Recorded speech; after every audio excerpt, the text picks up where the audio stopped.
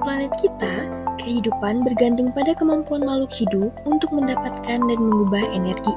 Sebagian besar tumbuhan menangkap cahaya matahari dan mengubahnya menjadi makanan melalui proses fotosintesis. Namun, jauh di tempat yang tak pernah tersentuh cahaya, di dasar laut yang gelap dan ekstrim, ada makhluk kecil yang mampu membuat makanan tanpa bantuan matahari. Proses ini disebut kemosintesis. Dalam video ini, saya, Oktiara Maseva dari kelas 12.1, akan membahas bagaimana kedua mekanisme luar biasa ini bekerja, dan bagaimana keduanya menjadi dasar dari hampir seluruh kehidupan di bumi. Nah, di sini teman-teman ada yang tahu nggak sih apa itu fotosintesis? Fotosintesis adalah proses penting yang dilakukan oleh tumbuhan, alga, dan beberapa bakteri untuk membuat makanan sendiri. Proses ini memanfaatkan cahaya matahari, air, dan karbon dioksida untuk menghasilkan glukosa sebagai sumber energi, serta oksigen sebagai hasil sampingnya.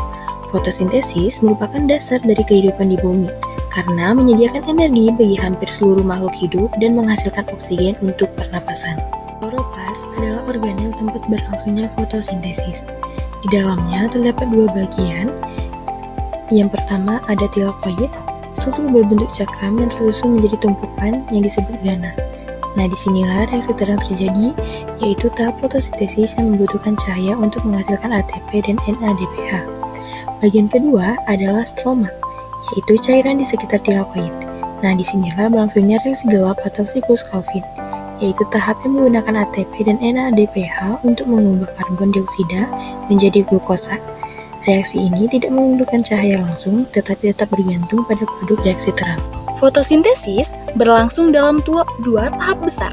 Tahap yang pertama, reaksi terang, terjadi di membran tilakoid. Cahaya matahari ditangkap oleh klorofil, memicu pemecahan air menjadi oksigen, proton, dan elektron. Energi yang terbentuk kemudian disimpan dalam bentuk ATP dan NADPH. Tahap yang kedua, yaitu reaksi gelap atau siklus Calvin, yang terjadi di stroma. Pada tahap ini, karbon dioksida diikat melalui serangkaian reaksi kimia menggunakan ATP dan NADPH, sehingga menghasilkan glukosa. Dengan demikian, cahaya matahari menetapkan energi awal, air menyumbang elektron, dan karbon dioksida menjadi bahan baku untuk pembentukan gula. Tidak semua tumbuhan melakukan fotosintesis dengan cara yang sama. Ada 3 jalur utama, yaitu C3, C4, dan CAM. Yang pertama, ada tumbuhan C3, yaitu jalur fotosintesis paling umum, yang terjadi pada sebagian besar tumbuhan berdaun lebar. Tumbuhan C3 ini menggunakan enzim Rubisco yang langsung mengikat CO2 dalam siklus Calvin.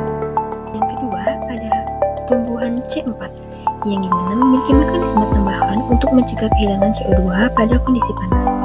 Ia memisahkan proses penangkapan CO2 dan siklus Calvin ke dua jenis sel berbeda.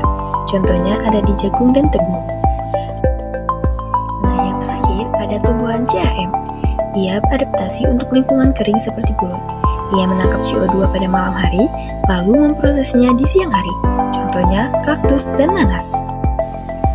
Nah, sekarang kita masuk ke pembahasan yang selanjutnya, yaitu tentang kemosintesis.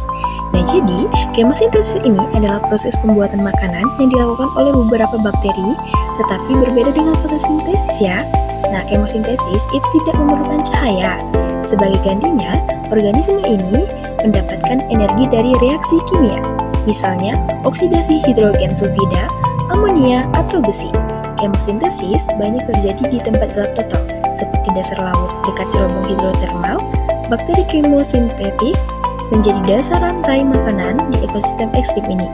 Dengan memanfaatkan energi kimia, bakteri ini menghasilkan glukosa yang kemudian digunakan oleh hewan-hewan laut seperti cacing, tabung raksasa, remis, dan udang.